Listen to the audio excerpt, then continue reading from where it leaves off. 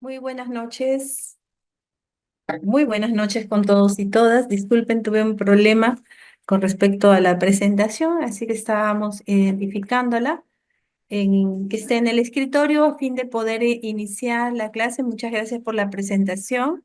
Bien, a mí me ha tocado una serie de puntos que vamos a desarrollar y que he tratado de colocarlos de alguna manera que tengan una relación coherente y a la vez sirva para poder ahondar un poco más en lo que ustedes seguramente ya vienen trabajando, el fenómeno de la violencia contra la mujer y también ver algunos puntos que están relacionados a la violencia. Bien, vamos a buscar las presentaciones a fin de poder empezar con nuestra clase y nuestra disertación, que en su momento, si ustedes consideran pertinente, podemos de repente ir viendo a través de preguntas algunos puntos que queramos de repente que se amplíen, ¿no? O que de repente ustedes consideren que puedan ser más visibilizados en nuestra presentación. Bien. Como ven, tenemos una serie de puntos que queremos ver, revisar, pero vamos a iniciar esta presentación ahondando un poquito en el fenómeno de la violencia contra la mujer, que ya es un tema que venimos tratando, ¿no? Bastante, que ciertamente se puede decir que históricamente no era tratado porque no estaba visibilizado a nivel de la sociedad, ¿no? Y nuestra sociedad no estaba ajena, valgan verdades, a esa invisibilidad de lo que realmente hoy sí podemos decir es la violencia y también las consecuencias de efectos que esta violencia genera en agravio de muchísimas mujeres en nuestro país, en países latinoamericanos del Caribe y en otros continentes también, ¿no? Como lo sabemos. No hay ninguna distinción para que este fenómeno se dé en cualquier lugar del mundo, ¿no? Como lo sabemos. Hay diferencias en los tratamientos, sí. Hay diferencias de repente en la forma como tratan las instituciones de administración de justicia y otras instituciones, sí. Hay diferencias en la normativa en una u otra práctica que haya de repente sido efectiva, pues eso sí lo vamos a ver. Pues bien, en principio. El fenómeno de la violencia contra la mujer históricamente ha sido invisible, hoy ya lo tenemos visible, pero ha tenido un proceso realmente, un proceso de reconocimiento, un proceso de entendimiento y hoy inclusive podemos decir que vamos todavía en ese camino de comprender y entender cuando estamos frente a actos de violencia contra la mujer o también de los integrantes del grupo familiar conforme la ley 30364, que nosotros ya conocemos por ser nuestra ley especial, ¿no?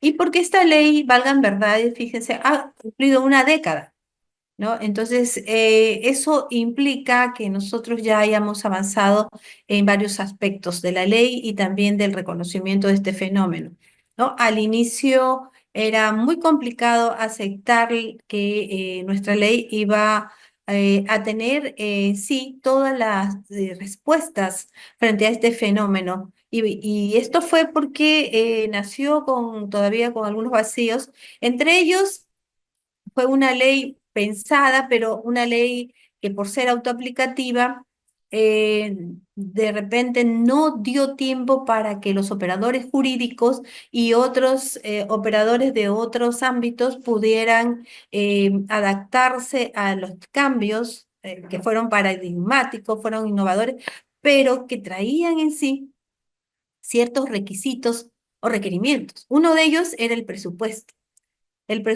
que muchas instituciones no lo tuvieron para aplicar, por ejemplo, instrumentos y mecanismos para atender. Y entonces la ley como que no se ajustaba a ciertamente la posibilidad de implementarla y ejecutarla en su real dimensión. Por eso que tuvo en su camino, en su proceso, ha tenido varias modificatorias, ¿no? Y hemos ido aprendiendo justamente de qué era lo que nos faltaba, qué se podía aplicar, qué no se podía aplicar, ¿no? Y hemos ido mejorando. Por ende, en ese mejoramiento, se ha ido también difundiendo más, ha habido mayor información en la sociedad sobre el fenómeno en sí, ha habido de repente también un acercamiento más a la población para que esté más sensible a qué son actos de violencia contra la mujer y cuáles son las consecuencias. Porque hablar de violencia contra la mujer no es solamente mirar, como hoy solo sabemos, el aspecto íntimo, el aspecto privado, donde se da en la mayoría de los casos este fenómeno social, sino ver sus consecuencias en los hijos, en la familia que depende de la víctima, ver también los efectos que genera, ¿no? En la misma sociedad. ¿Por qué digo en la misma sociedad?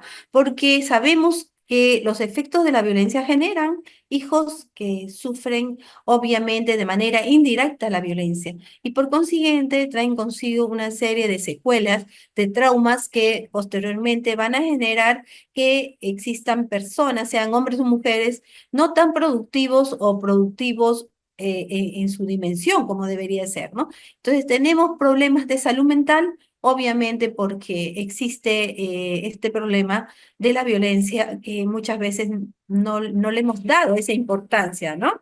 Y por qué existen inclusive micro fenómenos sociales en la sociedad, como por ejemplo que tenemos en las escuelas mismas el tema que nos viene aquejando del llamado bullying, porque hay chicos que se le dicen matones y porque hay chicos que son víctimas de este fenómeno, ¿no? Que nace, valgan verdades, si miramos hacia el entorno familiar, ¿no? Vemos que son chicos que provienen de familias disfuncionales, familias violentas, ¿no? Que hoy también se utilizan como familias tóxicas porque no se entiende todavía o no queremos entender que este fenómeno es muy complejo y por consiguiente trae una serie de trastornos dentro del ámbito familiar. Uno de ellos es, por ejemplo, la dependencia emocional que la víctima y el victimario suelen generar y por eso es que no se rompen estas relaciones con facilidad. Pero bueno, más adelante vamos a profundizar sobre cómo es que existe esta situación en lo que implica como efecto y cómo se mantiene muchas veces en esta situación una familia que está inmersa en violencia, ¿no? Los efectos nos han generado mirar, ¿no? Que es un fenómeno de salud pública. Por ende, no solamente aqueja a una familia, sino aqueja a la sociedad y aqueja, obviamente, a todas las instituciones que conforman la sociedad en su conjunto. ¿Por qué? Porque trae efectos negativos, ¿no? Que entre ellos lo que yo les acabo de mencionar, ¿no? Y otros porque obviamente el desarrollo de un país como el nuestro, que busca tener personas productivas, ¿no? Personas sanas que puedan formar familias sanas, realmente no es así, porque tenemos mucho problema de salud mental dentro de las familias que se constituyen, ¿no? Y que lamentablemente viven este flagelo. Los efectos, entonces, podemos visibilizarlos de buena cuenta, que son de salud mental, también son de otra naturaleza, ¿no? La propia víctima, por ejemplo, ¿no? El hecho de sufrir violencia a su integridad física, sexual, en algunos casos ustedes seguramente han escuchado que también son de esta naturaleza, dentro inclusive del entorno familiar, ¿no? Y que obviamente pues perjudica en general a un entorno, ¿no? O a un núcleo familiar. Todo ello, todo esto que estoy mencionando, está relacionado íntimamente a la vulneración de derechos humanos, ¿no? Y si nosotros nos ponemos a estudiar o verificar qué es lo que hace que este fenómeno social se mantenga en una sociedad como la nuestra, el Perú, nos damos cuenta que este fenómeno social tiene sus bases en una formación. Y esa formación no es cualquier formación solamente de la familia, ¿no? Porque primeramente, si ustedes se ponen a pensar quiénes son las primeras formadoras dentro de la familia, son las mujeres. Las mujeres son las primeras formadoras de familia. El hombre es complementario a las familias, ¿no? Es la madre la que tiene al niño, ¿no? Es la madre la que da las pautas y esas pautas se pueden convertir en roles inclusive a medida que los niños, niñas van creciendo. Son los papás usualmente, y así es como se ha venido viendo, ¿no? Los papás, los varones, en muchísimas todavía casas, viviendas, se pueden apreciar que son los proveedores, ¿no? Obviamente que en las ciudades esto ha cambiado muchísimo, ¿no? Ahora vemos hombres y mujeres trabajando.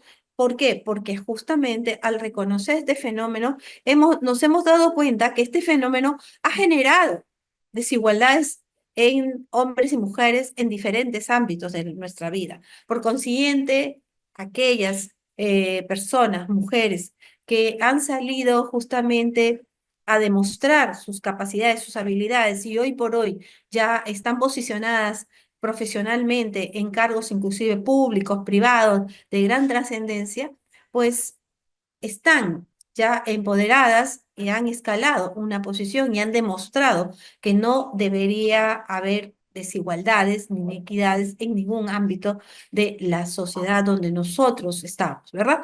Pero esto todavía falta mucho por avanzar, porque solamente me voy a referir a las ciudades grandes como las nuestras, porque si nosotros miramos en los espacios muy cercanos, no muy lejanos, a las ciudades más grandes, como son nuestros distritos, nuestras provincias y nuestras regiones, sobre todo diferenciales, vemos que existen factores que hacen más profundo el fenómeno, ¿no?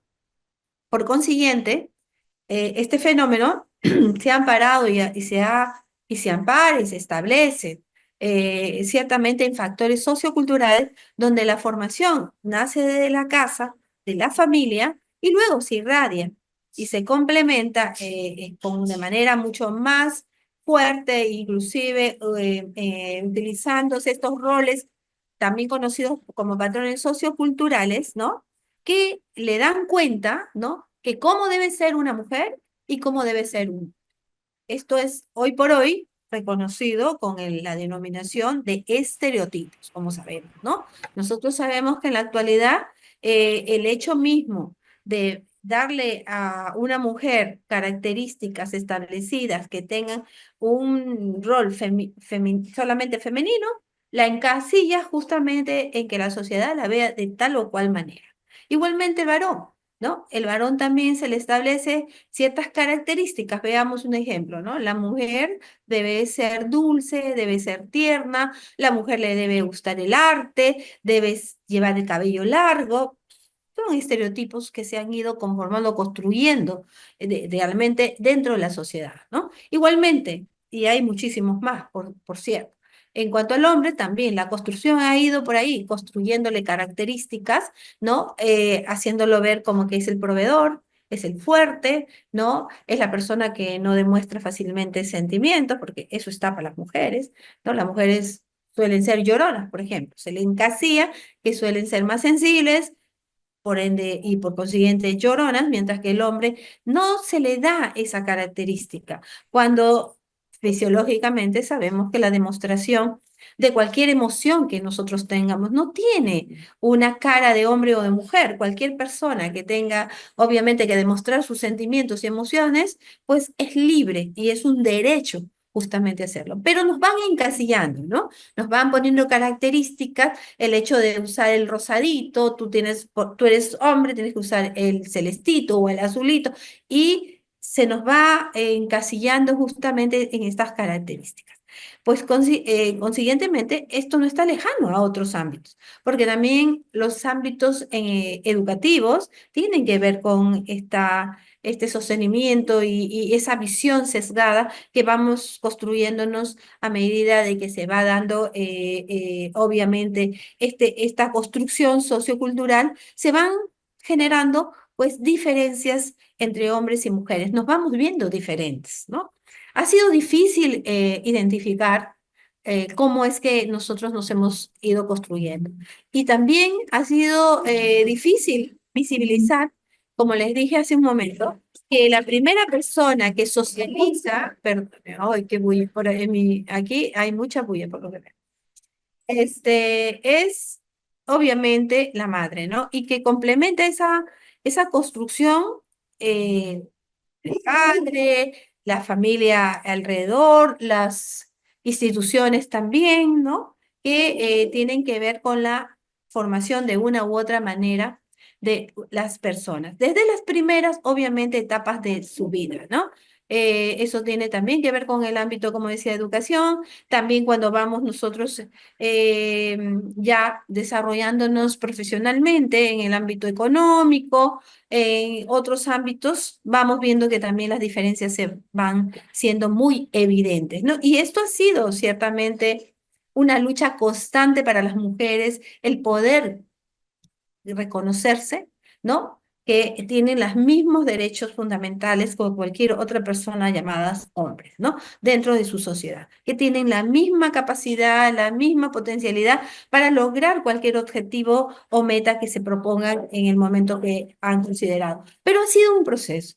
Ha sido un proceso histórico, un proceso que por un lado de crecimiento, de reconocimiento y por otro lado todavía sigue siendo un proceso, yo diría, porque todavía no estamos del 100% en el Perú, ¿no? En el proceso de reconocimiento y de cambios innovativos, sino que también tenemos todavía bastante que hacer con el tema del proceso intergeneracional de transmitir, ¿no? Roles, patrones socioculturales y estereotipos, obviamente, en ese contexto a nuevas generaciones que vienen, ¿no?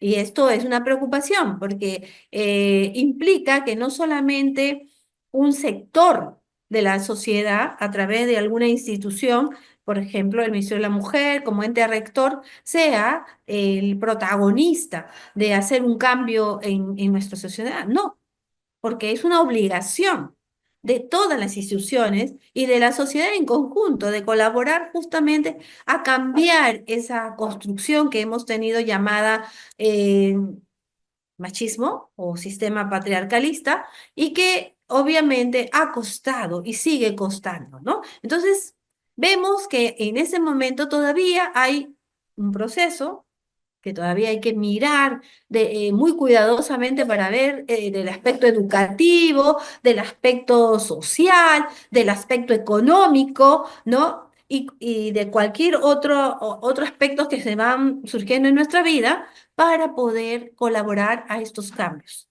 ¿no? Cambios positivos donde todos y todas nos veamos de manera igual y contribuyemos, obviamente, a un desarrollo sostenible en nuestro país, que eso es lo que justamente hay que recordar que nuestras políticas públicas están mirando, ¿no? Están buscando qué hacemos, cómo desarrollamos estrategias para que en el Perú las mujeres y los hombres vayan a la par, ¿no? Vayan mirando a justamente la ODS, a los Objetivos de Desarrollo Sostenible, y logremos obviamente tener una visión de futuro realmente óptima, ¿no? Y es difícil, nos demuestra justamente muchas políticas que hace décadas tenemos y que no hemos logrado muchos avances. Vamos cambiando, retroalimentando, viendo dónde nos equivocamos, ¿no? Y vamos tratando cada vez de, cada quien en sus ámbitos, en sus especialidades, de ver las mejores estrategias para seguir avanzando. Pues bien, en ese contexto, histórico, porque así es un contexto histórico lo que sostiene este fenómeno social, la violencia contra la mujer se ha establecido que se ejerce contra la mujer por el hecho de ser mujer. Y esto lo sostiene obviamente el Corpus Juris Internacional, que obviamente nos da los lineamientos normativos internacionales, que hoy ya los tenemos en la norma nacional de la Ley 30364, ¿no? Y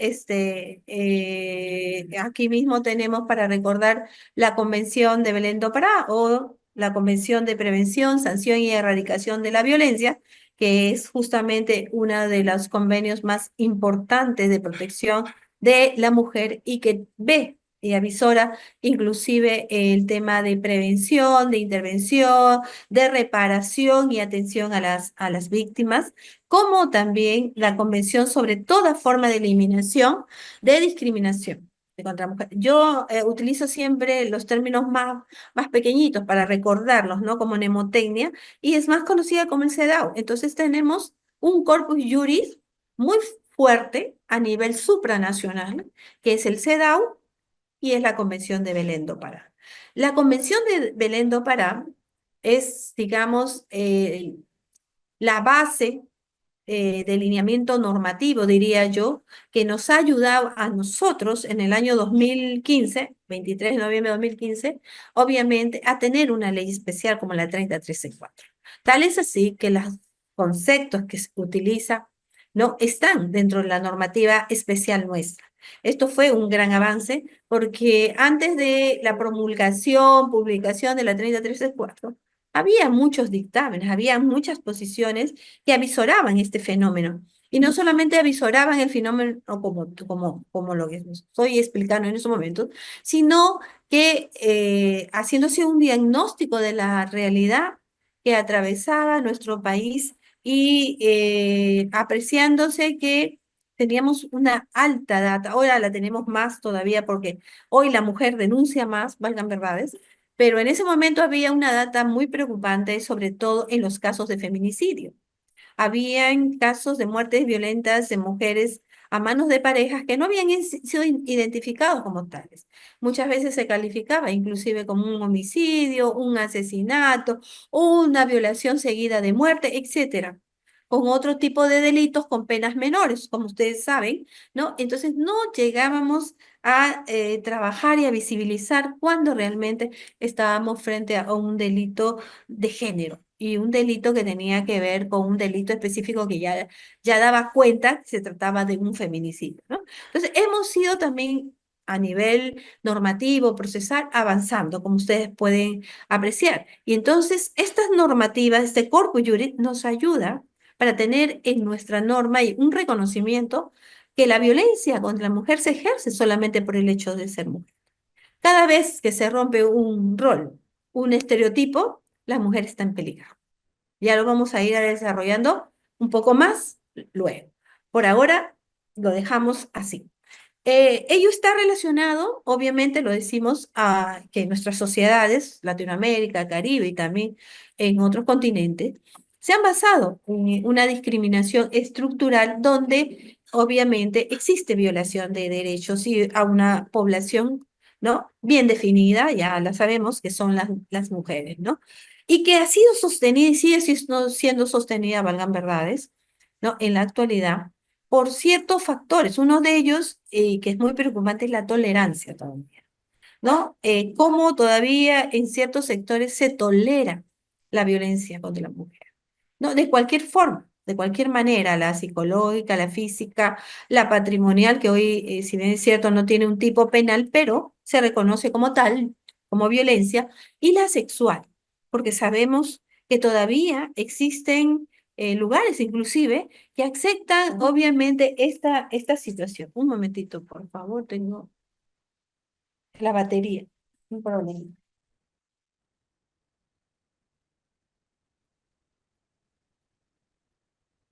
Ok, ya estamos. Se me estaba acabando la batería. Bien, entonces, la tolerancia no nos ayuda ciertamente a nivel de sociedad ni tampoco de la propia familia, pero la tolerancia cuando la vemos en instituciones es mucho más grave, ¿no? Cuando no encontramos una respuesta pronta, oportuna, diligente a un hecho del que estamos conversando. Y existe, no nos podemos poner vendas todavía en los ojos porque es bien sabido que hemos tenido casos emblemáticos donde inclusive operadores de la justicia no han utilizado en sentencias, en resoluciones, estereotipos para justificar, ¿no? Un hecho de violencia. El año pasado en Ica, ¿no? Se sancionó a tres magistradas, dos mujeres y un magistrado, perdón, ¿no? De una sala por utilizar estereotipos en un caso de violación a una jovencita, llamado el caso del calzón rojo, que de repente algunos de ustedes lo han escuchado, porque se convirtió en un caso emblemático, ¿no? Entonces, la forma como es que en la sentencia se justificaba utilizando estereotipos de género, ¿no? El hecho que esta señorita el día de los hechos haya utilizado un calzón, o sea, una prenda de íntima roja y además de encaje. O sea, ¿cómo es que debido a esa situación se podía justificar el accionar de los agresores? Entonces, todavía hay mucho por qué hacer.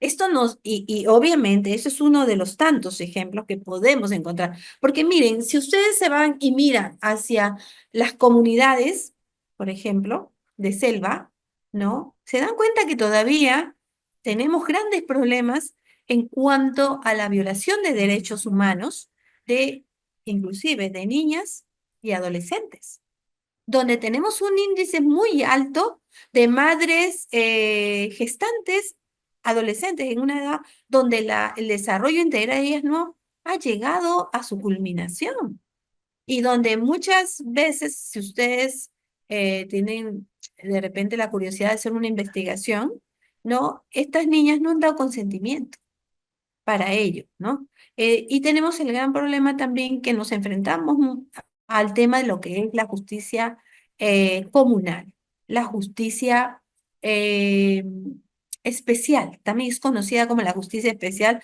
conforme al convenio de la OIT 169. Entonces, nuestro país todavía tiene, ¿qué les digo? Varios puntos, varias aristas que todavía nosotros tenemos que ver, visibilizar. Ahora mismo que yo estaba trabajando con un grupo de la dirección del Centro de Emergencia Mujer de acá de Lima, ¿no? Porque yo soy gerente central de víctimas y testigos actualmente, ya no soy magistrada, he sido 28 años magistrada, hoy estoy como gerente central de víctimas y testigos en el Ministerio Público y una de mis labores es obviamente ver cómo articular y cómo ver las fortalezas de las instituciones para poder llegar a las víctimas con la posibilidad de poder apoyarlas, ¿no? Desde muchos temas, alojamientos que vienen a ser albergues, alimentación, el poder ayudarlas con el tratamiento integral, psicológico, social, legal, etcétera.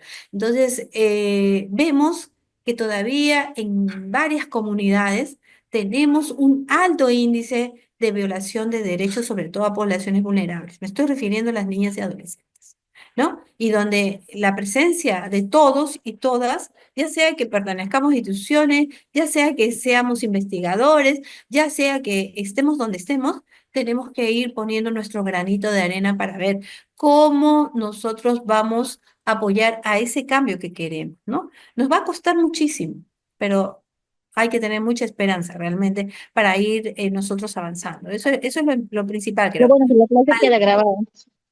Perdón, alguien interrumpió, no, no sé. Bueno, creo que estaban haciendo una pregunta por ahí. Bien, a la mujer se le ha dado un determinado rol social, entonces, en el que lo femenino se es considerado inferior, ¿no? A lo masculino, que obviamente construyen situaciones o prácticas que crean desigualdad, ¿no? Y por consiguiente son discriminatorias, ¿no? Hoy por hoy, como decía cuando empecé, muchas mujeres han demostrado, ¿no? Sus capacidades y potencialidades y muchas de ellas ya están posicionadas en toma de decisiones, ¿no? Em, que la historia las juzgue si hacen bien o hacen mal, eso ya es otro cuento, ¿no? Eso es otro tema. Pero lo cierto es real que sí estamos logrando posicionamientos importantes, ¿no? Con toma de decisiones. La violencia ejercida contra la mujer es un problema que obedece entonces a estructuras jerárquicas patriarcales, más conocidas por el machismo, ¿no? Nos resulta mucho más fácil nosotros siempre proyectarnos justamente a los sistemas que son patriarcalistas y obviamente estamos hablando del machismo.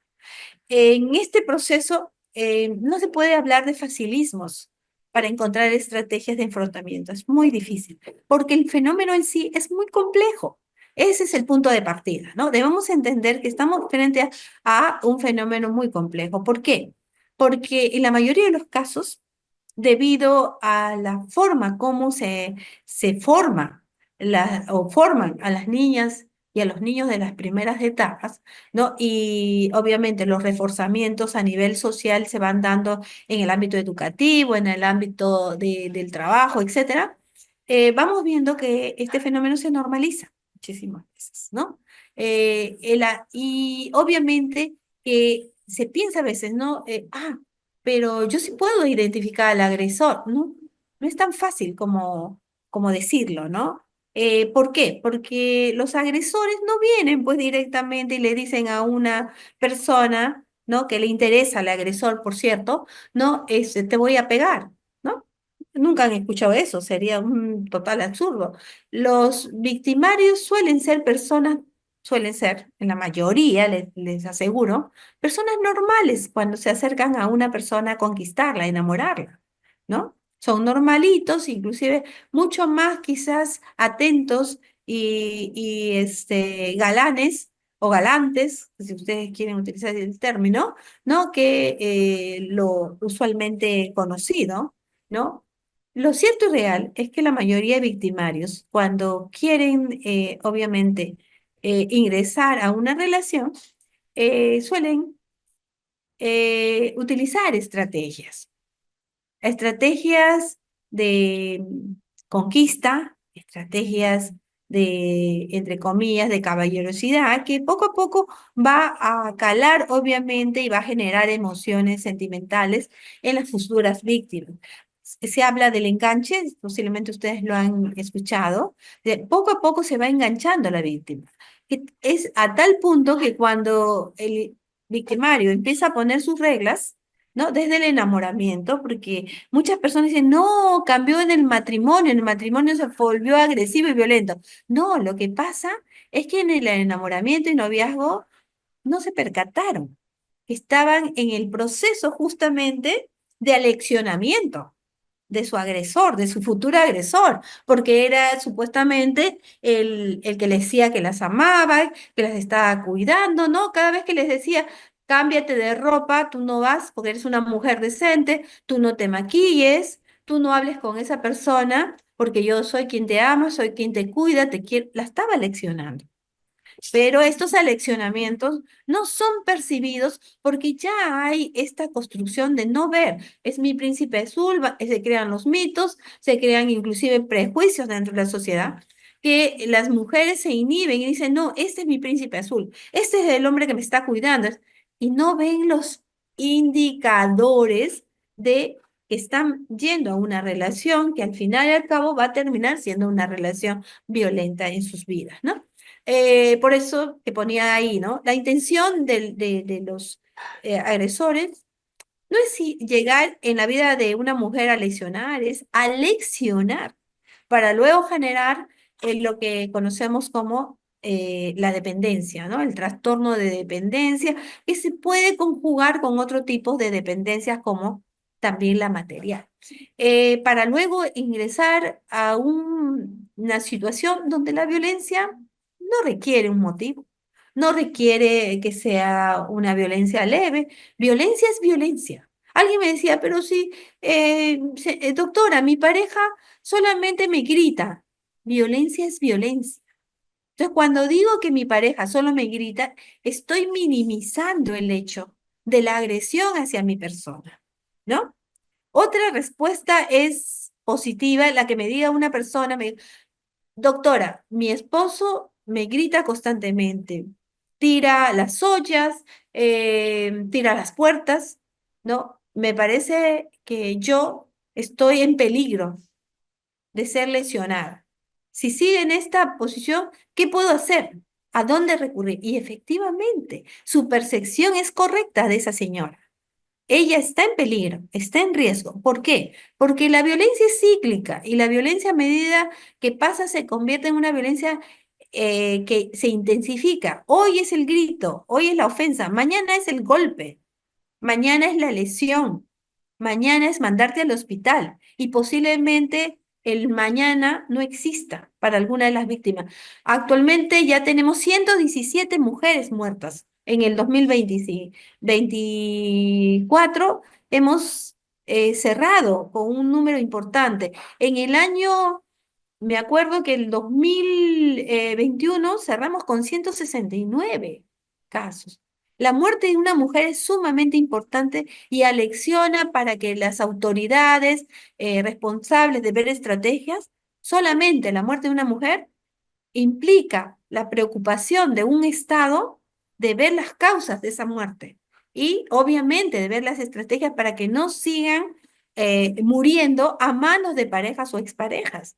ver. La prevención es un tema muy importante que hoy por hoy se tiene que activar mucho más, ¿verdad? Entonces, va a llegar un momento que la misma víctima va a normalizar. Si es que no la recuperamos, si es que ella no pide ayuda a tiempo, es más difícil de sacar muchas veces a las mujeres de este círculo vicioso que es la violencia, yo diría, ¿no? Obviamente, el varón comete violencia cuando ve que las mujeres no cumplen sus roles, perdón, están en contra de los estereotipos que ellos manejan. Es ahí donde la violencia se siente de manera profunda, fuerte y donde algunas mujeres, por fortuna diría yo, reaccionan y piden ayuda a las autoridades, ¿no?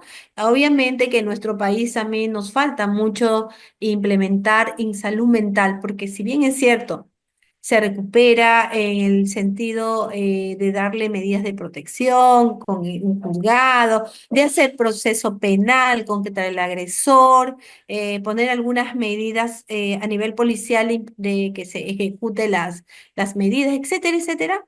La parte de salud mental, de recuperar a esa víctima que muchas veces tiene una larga data, aún no la hemos podido nosotros superar, ¿no? Hoy, por ejemplo, veía que no tenemos muchas psicólogas clínicas y se requiere en el país muchas psicólogas clínicas para que puedan, obviamente, sacar adelante a estas personas que han sufrido violencia y que si no tienen ayuda pueden volver a recaer, obviamente, en una relación nuevamente violenta con otra persona, ¿no? En ese contexto, fíjense, les comparto a ustedes una concepción de lo que nosotros debemos entender como perspectiva de violencia de género. Hemos tomado el fundamento 9 de un caso del expediente 1479 del 2008, que es un proceso de amparo donde se señaló lo siguiente con respecto al manejo del término de perspectiva de violencia de género. Y refiere el fundamento 9 que se entiende como una nueva mirada a la desigualdad y a la situación de vulnerabilidad de las mujeres. Se presenta como una herramienta, ojo, es una herramienta metodológica que necesariamente debe ser empleada en el ámbito institucional. Esto en función o en la mirada que le compete a todas las instituciones que tengan que ver con la administración de justicia, con la salud, con la educación, etcétera, ¿verdad? También en el ámbito privado, ya que ayuda a la materialización de las medidas públicas y ello entendiendo y comprendiendo que tenemos políticas públicas. Una de las políticas públicas más importantes, hoy por hoy que debemos tener todos y todos conocimiento, es obviamente, la política nacional de igualdad de género del año 2019, donde ustedes van a encontrar todos los planes nacionales, las normas supranacionales, las estrategias, obviamente los objetivos, las estrategias y los lineamientos que nuestro país tiene frente a este flagelo. Entonces, es muy importante conocer esta política para cualquier estudio, para cualquier diagnóstico que ustedes quieran trabajar, ¿no? Y obviamente cuando hablemos de perspectiva de violencia de género, nos proyectamos obviamente a un cambio utilizando esta herramienta metodológica que es justamente el género, porque eso es justamente, es trabajar con el enfoque de género como herramienta metodológica para comprender el fenómeno y poder establecer debidamente estrategias que puedan disminuir este fenómeno social, ¿no? O este flagelo y obviamente disposición a la igualdad entre hombres y mujeres. Acá les comparto algunos estereotipos y también una pequeña definición que es la que más me gusta a mí particularmente, la de Q, que define a los estereotipos como una visión generalizada o una idea preconcebida sobre atributos o características que tienen o deberían tener o sobre los papeles que cumplen o deben cumplir los hombres o mujeres. Fíjense ustedes, lo rosadito para las damas, lo celestito para los varones, ¿no? Y los estereotipos que se manejan siempre, que cómo debe ser una mujer, usualmente lo que nosotros ya conocemos. Las mujeres son inestables emocionalmente, tienen mucha intuición, no solamente las mujeres, ¿ah? Ojo. Tienen falta de control, por lo que son más lloronas, más lábiles y no necesariamente, como sabemos, ¿no? Tienen aspecto afectivo muy marcado, obviamente por la formación, pero no necesariamente el hombre no lo debe tener, porque si el hombre es formado también afectivamente desde pequeño, va a ser un hombre afectivo toda su vida, va a demostrar, ¿no? Abrazos, papachos, lo conocemos también, ¿no? Son tiernas, sumisas, son miedosas. Se ha encajado mucho a las mujeres que son miedosas, que no son atrevidas, no son arriesgadas. ¿Quiénes lo son? Es la pregunta. Los hombres. No necesariamente los hombres no deben sentir. O sea, al hombre se le encasilla para tener una característica, posiblemente no le nazca tener esa característica, pero se le encasilla. Y él también tiene su parte de sufrimiento, porque no se le deja muchas veces demostrar sus emociones y sentimientos y se le encasilla, ¿no? Y esto también es peligroso, les cuento. He tenido un año fuera de la Administración de Justicia y también he visto una satanización muchas veces al hombre en otras materias donde el hombre se ve involucrado, ¿no? Dicen, hombre mal. Y esto está mal, porque no se trata de satanizar a los hombres en este fenómeno, sino el tema es reconocer el fenómeno, ¿no? E ir inclusive con los hombres. Ya hay muchos hombres que hoy por hoy se están apuntando a los cursos, están obviamente activos en la lucha frontal hacia la igualdad de hombres y mujeres, ¿no? Muchos de ellos tienen niñas, son padres de familia y entienden que las nuevas generaciones deben ir de la mano hombres y mujeres sin distinción de ninguna clase o categoría social. Ya lo entienden y se suman justamente a esta, no, yo no sé si decirle lucha o entendimiento o campaña realmente hacia la igualdad, cada quien por su lado, porque no es una campaña a la cual salgamos a las calles, ¿no? Como las protestas sociales, sino una campaña donde cada quien va obviamente aportando su posición hacia esa igualdad. Desde el momento que un padre forma a su hija y a su hijo en igualdad y le da los mismos roles,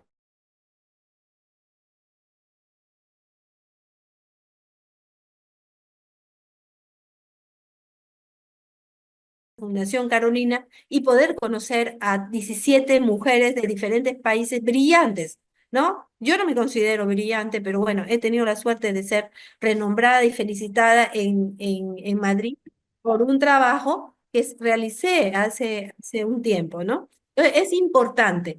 Eh, ¿Alguien tiene su micrófono Recording in abierto? progress. Por favor, los micrófonos. Gracias. Bien, nos vamos al concepto de género solamente para que ustedes lo puedan recordar. Entonces, tengamos siempre presente que el género es una herramienta de análisis, una herramienta metodológica que da cuenta de la valoración sociocultural e histórica, que ya lo hemos venido hablando, de la diferenciación que se va reproduciendo entre hombres y mujeres a través de prácticas, ideas y también de representaciones sociales que van condicionando la conducta de cómo eres hombre y cómo eres mujer, ¿no? La violencia basada en género hace entonces alusión a aquella acción o conducta que tiene una relación estrecha con un orden social estructural, ¿no? ¿Y cuál es el orden social estructural que tenemos? Uno discriminatorio, porque nos discrimina a un colectivo que somos las mujeres y desvaloriza todo lo nuestro, todo lo que representa lo femenino, a la vez que construye lamentablemente y perpetúa desigualdades de género, ¿no? Esto, bueno, la fuente es del Ministerio de la Mujer, ¿no? Y yo comparto mucho esa concepción. ¿En qué contexto se da la violencia familiar? Vamos a tocar el contexto de la Ley 30364. ¿No? En su artículo sexto nos da una definición de lo que se debe entender o comprender como violencia, ¿no? Perdón, en el artículo 5 y en el artículo sexto nos habla, obviamente, del concepto de la violencia contra los integrantes familiares. En el artículo quinto, que aquí me he olvidado ponerlo, habla de la acción, de toda acción o conducta, ¿no? Que obviamente causa muerte, daño, sufrimiento físico, sexual o psicológico y que se produce en el contexto, obviamente, de una relación interpersonal. De eso.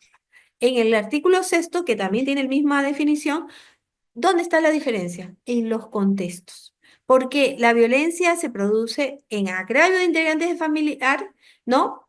Cualquier acción o conducta que causa muerte, daño, sufrimiento físico, sexual o psicológico y que se produce en el contexto acá vienen los contextos de relación de responsabilidad, por ejemplo, de padres a hijos de confianza que está dentro de ese entorno o de otros entornos, podría ser, por ejemplo, una persona con discapacidad, ¿no? Que tiene confianza de su apoyo, ¿no? Y sin embargo, el apoyo le genera violencia en agravio de esa persona. O poder, siempre vamos a encontrar el tema de poder, ¿no? De parte de un integrante o de otro del grupo familiar. La violencia familiar se configura a partir de tres componentes.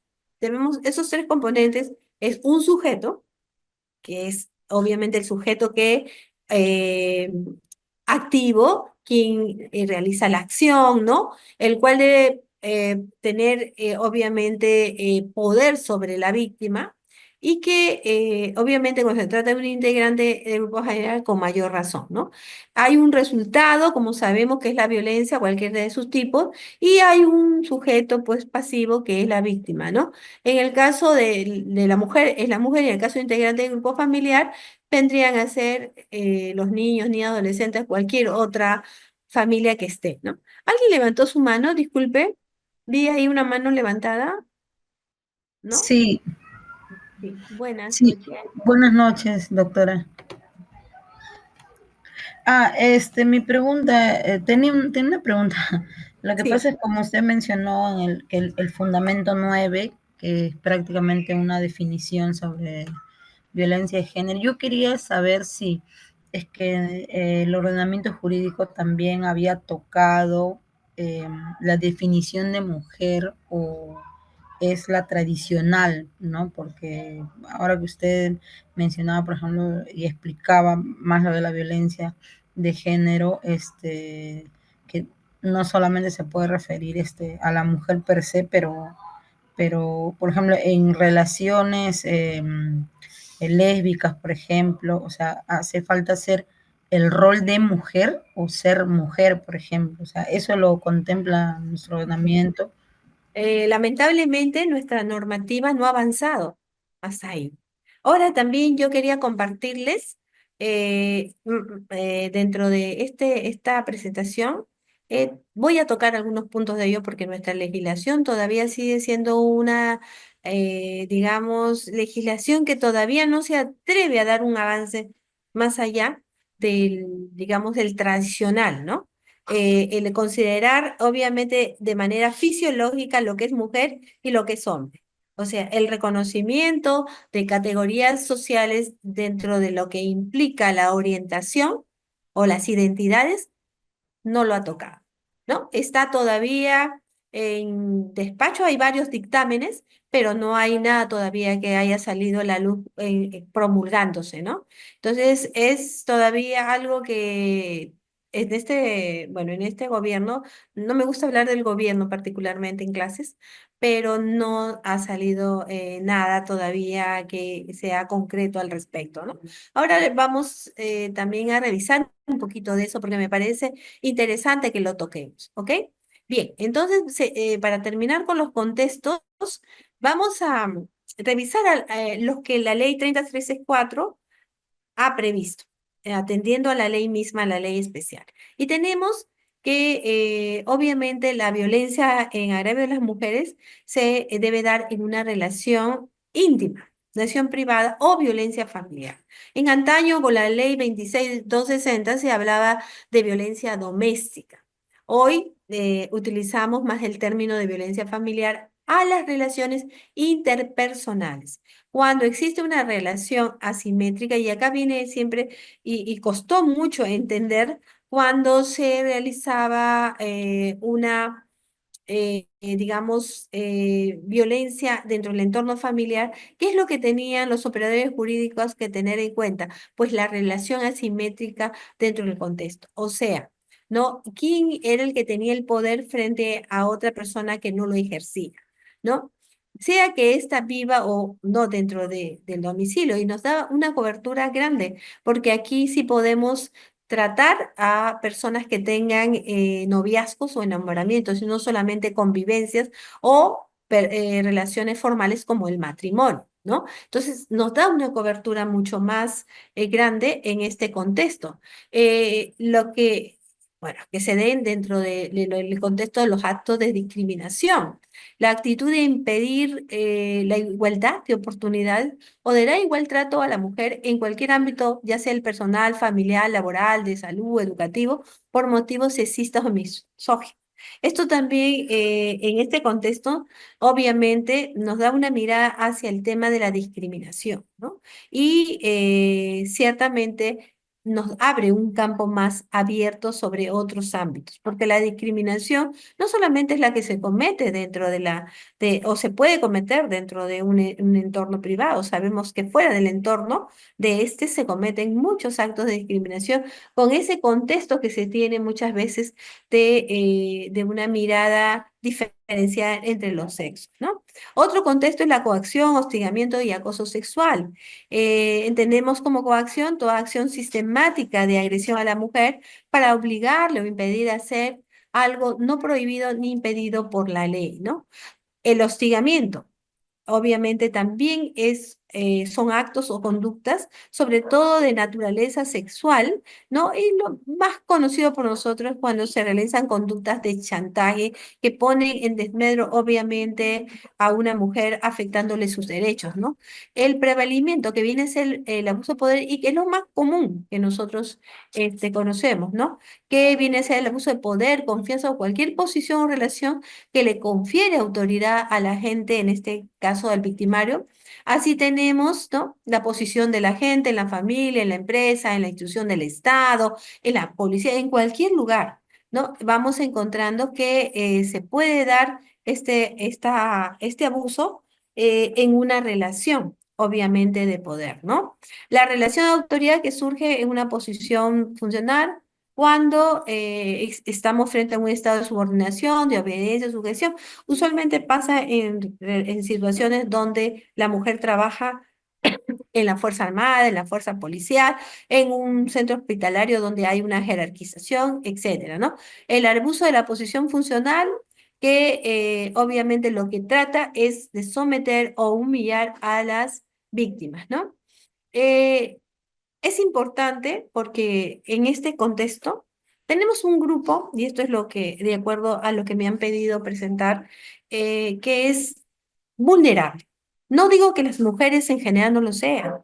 De acuerdo a la edad que tienen, la vulnerabilidad reacciona de una u otra manera para cada quien. Pero hay un grupo que nos preocupa muchísimo, que es las que están en el grupo de la infancia y adolescencia. En el Perú, la niñez es comprendida, ustedes saben, desde el nacimiento hasta los 18 años. Hay dos etapas en nuestro Código del Niño Adolescente, ¿no? De 0 a 12, que se consideran niños, y de 12 a 18, que bueno, es la etapa que consideramos como adolescente. Antes de los 18 inclusive, por eso que cuando se comete un hecho delictivo, ¿no? Se le considera como infractor a la ley penal y no como investigado ni imputado dentro de un proceso de penal. Los menores también tienen su proceso penal, pero tienen un proceso penal especial, ¿no? De familia penal, así se llama, mientras que los adultos tienen un proceso penal común, como ustedes conocen, ¿no? Y los procedimientos también son muy distintos, ¿no? Hay mucha discusión que ahora, hoy por hoy se quiere inclusive incrementar las sanciones, porque la máxima sanción para un menor de 18 años es 10 años, ¿no? Entonces, hoy ha crecido nuevos fenómenos sociales con la delincuencia, la inseguridad, y uno de ellos es el sicariato. Y muchas organizaciones están utilizando a menores de edad para estos delitos, y en nuestro país la pena, pues porque imagínense, las organizaciones criminales se enteran de la normativa. y saben que la norma para los menores es mucho menor y usan a jóvenes, los involucran. Seguramente que ustedes tienen conocimiento en los medios de comunicación que muchos jovencitos están involucrados en estos temas, lamentablemente, ¿no? Es muy penoso. Entonces, una de las cosas que me pidieron en esta población es hacer recordar que cuando se habla de niños y adolescentes en estos grupos que les estoy compartiendo, hay también un instrumento internacional muy importante que conforma el Corpus Juris de niñez y adolescente. ¿Cuál es la principal que ustedes conocen? La Convención sobre los Derechos del Niño. La otra que conforma el Corpus Juris de niñez es la Convención Americana de Derechos Humanos. Solamente para que ustedes lo tengan en cuenta, les hago recordar, ¿ok? Entonces, esta convención ciertamente es un tratado de las Naciones Unidas, ¿no? Es el más importante, 195 estados, y si no me equivoco, creo que hoy tenemos 196. En la actualidad lo han ratificado. ¿Qué quiere decir? Que estamos comprometidos a seguir sus lineamientos en temas de niñez y adolescencia. Es la primera ley internacional que vincula a todos los países para que en su normativa nacional tengan obviamente los derechos básicos y un plus de derechos de los mismos. Chao, mi amor. Chao, bebé. Discúlpenme, mi nieta me está saludando. Ustedes saben que cuando se trata de un nieto hay que saludarla, no hay que dejarla con el saludo en el aire. Bueno, discúlpenme ese ratito emocionante porque es una bebita de 2 años, se entenderán. Reúne derechos civiles y políticos, fíjense, económicos, sociales y culturales. Miren cuán importante es esta norma supranacional.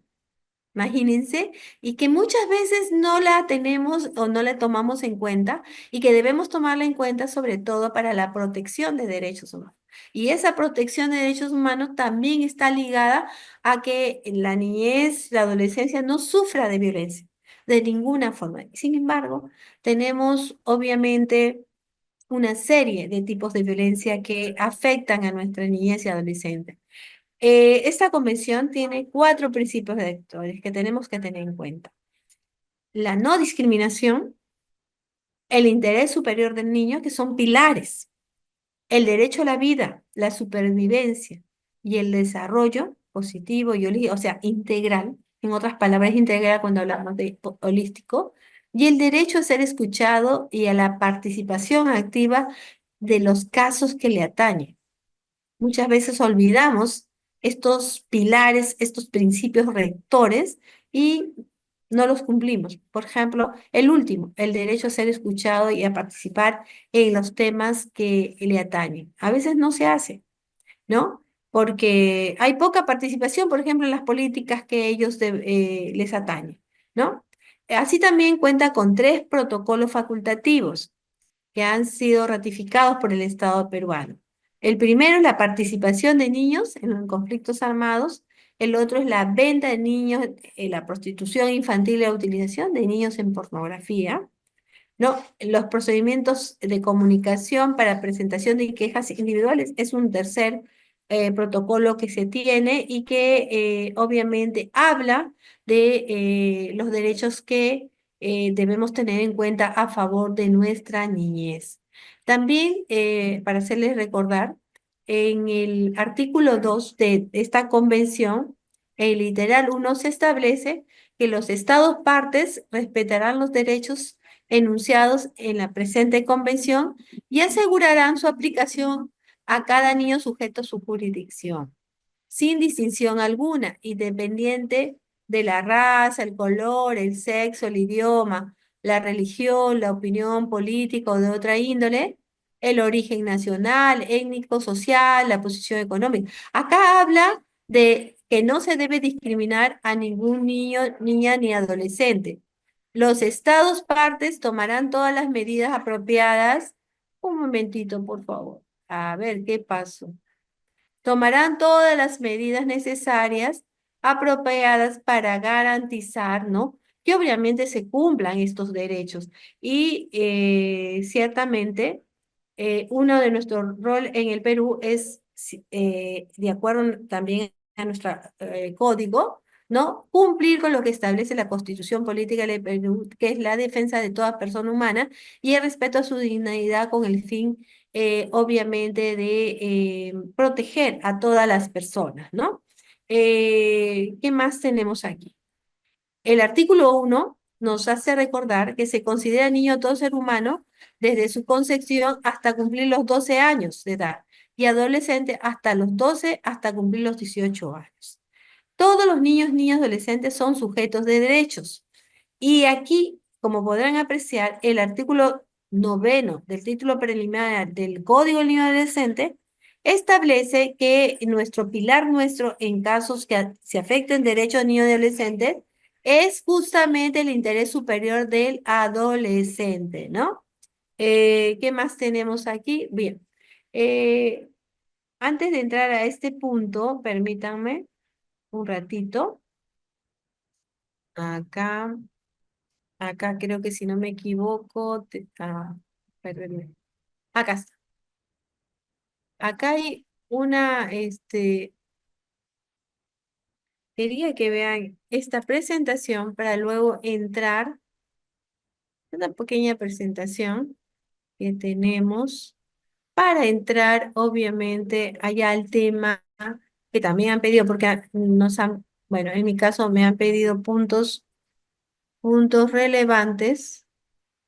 A ver, permítanme un 5 porque tengo que salir de aquí para poner el tema que nos interesa presentar. A ver, vamos a ver si se puede. Acá está. A ver, más. Acá si tengo suerte, si tengo suerte. A veces la presentación no me ayuda mucho. Pero vamos, sí parece que tenemos suerte. A ver, vamos a ver. Acá está esto. Acá está. Mm. Mucha gente piensa que las y los adolescentes somos indiferentes a todo lo que sucede en el Perú, que solo nos preocupa el celular o la computadora, que no tenemos nada que aportar al país. Pero en realidad es muy diferente. Nos divertimos, sí, y también nos organizamos para mejorar nuestras comunidades. ¿Que estamos perdidos? Nada que ver. En Iquitos, chicas y chicos ya les advirtieron a sus autoridades electas que estarán vigilando su gestión. Ojalá los hayan escuchado. Queremos un Loreto con buena educación. Tigrillos oro. Y te estaremos observando. En Pucallpa, los adolescentes ya no quieren promesas incumplidas y salen a la calle con arte a exigir oportunidades de desarrollo. Queremos propuestas, estamos escuchando y queremos respuestas. No somos el futuro, somos el presente. Si me pides tu voto, te pido respeto. No pierdas tu tiempo, no quiero dinero. Amigo candidato, escúchame primero.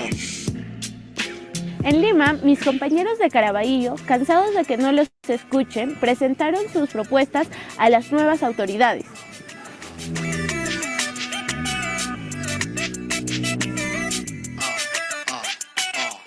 Tú quieres ser alcalde, quiero seguridad. Y si nos unimos, lo vamos a lograr. Deja de bloquearnos, quiero opinar. Quiero encender mis alas para poder volar. No solo formamos parte del futuro, también formamos parte del presente. Hasta el año 2038, seremos más peruanas y peruanos en edad productiva que en edad dependiente. Eso es lo que los economistas llaman bono demográfico. Si nos ayudas hoy a subir al tren de las oportunidades, haremos de este el Perú que queremos y anhelamos. Apóyanos hoy para que al Perú no se le pase el tren.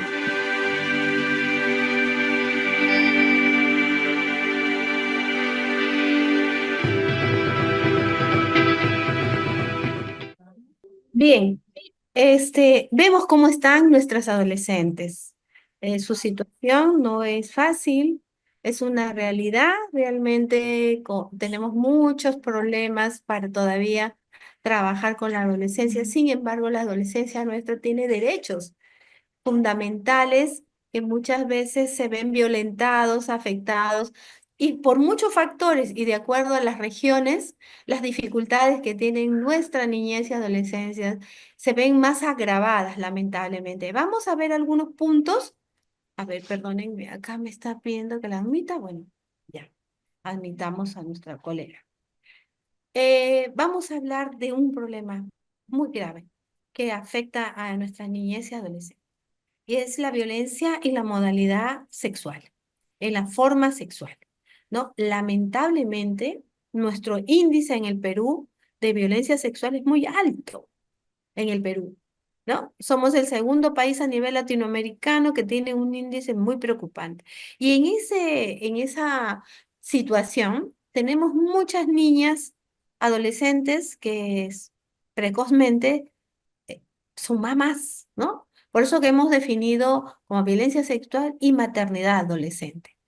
La OMS, que es la Organización Mundial de la Salud, define a la violencia sexual como todo acto sexual, tentativa de consumar un acto sexual, también los comentarios o insinuaciones sexuales no deseados o las acciones para comercializar o utilizar de cualquier otro modo la sexualidad de una persona mediante coacción por otra persona, independientemente de la relación de esta con la víctima en cualquier ámbito, incluido el hogar y el lugar de trabajo. Como ven, tiene una mirada de varios ámbitos, ¿no? Esta definición, inclusive podemos estar frente a una violación individual, podemos estar frente a una violación que tenga que ver con la trata de personas, ¿no? Obviamente, y esto pues afecta de manera seria a una niña y adolescente en su desarrollo. En cuanto al embarazo adolescente, se produce cuando, obviamente, fíjense, el desarrollo de una menor de 18 años no está preparado para ser madre, ¿no? Esto de que cuando la niña, la adolescente empieza a menstruar, ya está preparada para ser madre es falso. Está en pleno desarrollo recién reproductivo y se ve resquebrajado, se ve afectado, se ve vulnerado, obviamente con esta práctica de violencia en agravio de las niñas, ¿no? La OMC ha establecido que obviamente, miren, la edad todavía no a 18 años, sino hasta 19 años, dice. La mayoría de los embarazos adolescentes son embarazos no planificados y no deseados. En estas edades el embarazo puede ser producto de una violencia física, de una violencia simbólica, psicológica, económica. El riesgo de morir por causas relacionadas al embarazo, parto y posparto se duplica en el caso de adolescentes embarazadas antes de los 15 años. Estamos hablando de muchas veces que tenemos de conocimientos niñas de 11, 12, 13 años embarazadas debido a este tipo de violencia. Sin embargo, nuestro país, les cuento, tiene normativa que protege, pero que a veces no es difundida a nivel nacional, ¿no? Solamente se queda para los operadores de la salud o los operadores de justicia o de otras áreas y poco se difunde. ¿Y por qué no se difunde? Porque hacemos muy poca prevención en nuestro país. ¿No? Necesitamos hacer más trabajo preventivo. Por ejemplo, tenemos la norma técnica de salud para la atención integral de salud de adolescentes que data del 2019. Este es un documento que tiene un fin, buscar contribuir al desarrollo integral en la salud y el bienestar de las adolescentes en el marco de enfoques de derechos y ciudadanía, como también de desarrollo, de un desarrollo positivo, de género, de diversidad, de interculturalidad, de inclusión social, ¿no? Y protegiendo el curso de vida de las niñas y adolescentes. Obviamente hay parámetros establecidos, edades, como por ejemplo, se habla de menores que tienen mayor riesgo que otras. Las menores de 15 años tienen mayor riesgo que que aquellas que no lo son. Sin embargo, el riesgo está latente, como la OMS lo ha manifestado, debido a que el desarrollo reproductivo no está debidamente construido fisiológicamente, ¿no?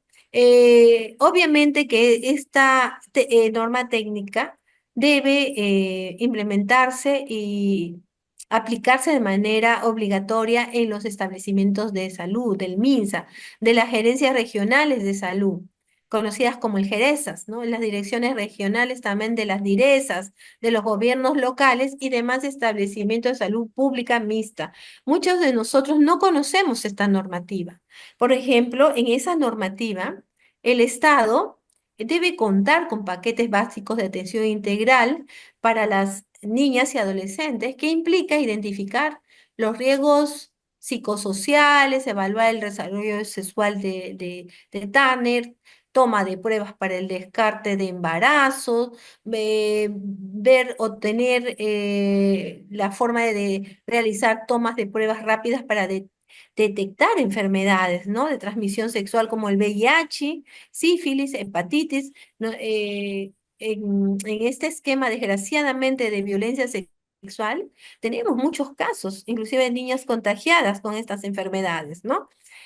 Así también, a través del MINSA, se debe de dar y proporcionar paquetes completos de atención integral, ¿no? Y como paquetes especializados, cuando así lo ameriten. Como vemos, nuestro país sí tiene normas técnicas que pueden coadyuvar, obviamente, a que las niñas y adolescentes tengan, ¿no? Conocimiento de qué hacer cuando son víctimas de violencia sexual. Igualmente, para aquellas adolescentes que quieren empezar su vida reproductiva, jóvenes, existe una norma técnica de salud de planificación familiar que coadyuva a que tomen las medidas necesarias para no poner en riesgo su vida, ¿no? Entonces, esta norma, por ejemplo, busca estandarizar los procedimientos técnicos para brindar atención de planificación familiar en los servicios de salud, asegurando la disponibilidad de métodos anticonceptivos y una atención integral de planificación familiar,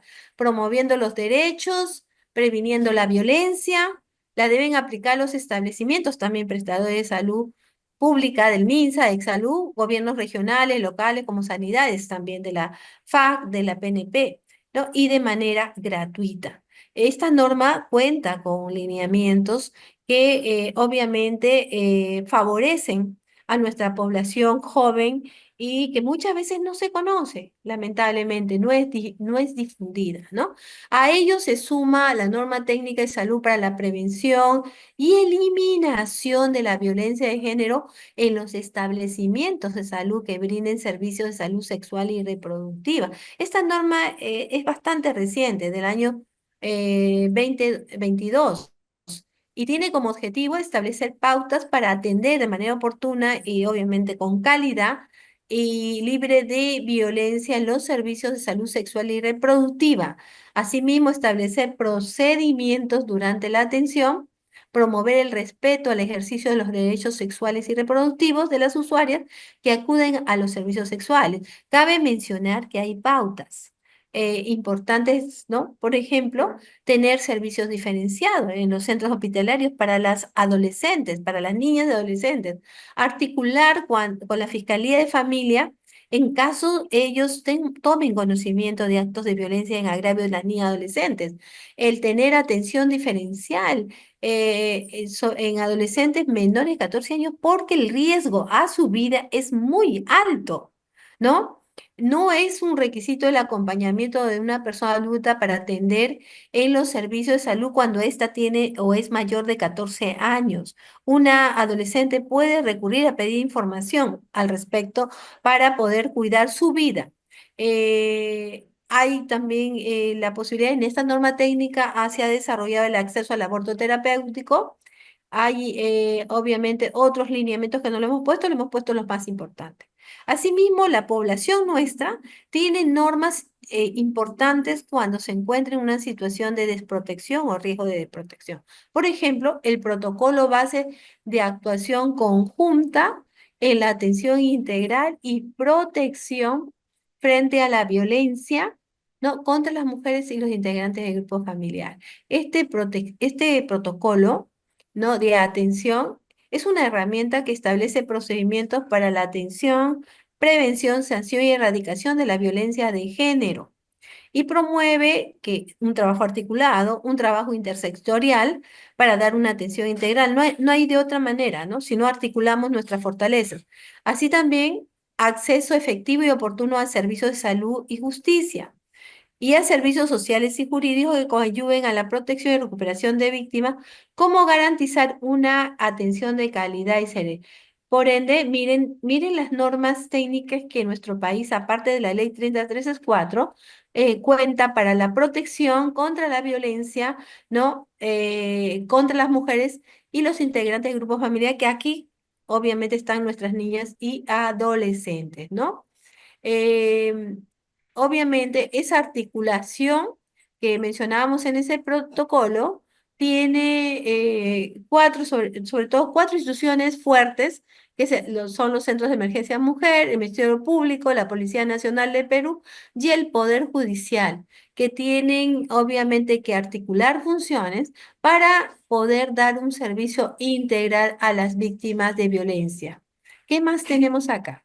Si el profesional de la salud toma conocimiento de un caso de violencia, debe seguir la siguiente ruta. Tenemos la ruta de que los médicos, ¿no? Las obstetras, los enfermeros, enfermeras, que tomen conocimiento, o sea, el personal de salud, que tome conocimiento de hechos de violencia, debe de manera obligatoria recurrir a cualquiera de estas instituciones de administración de justicia o del CEN, ¿no? Como representante del Ministerio de la Mujer y ente rector para efecto de tomarse las acciones. Tiene la posibilidad inclusive de recurrir a la Policía Nacional, tiene la posibilidad de recurrir a la Fiscalía de turno directamente o la del Poder Judicial.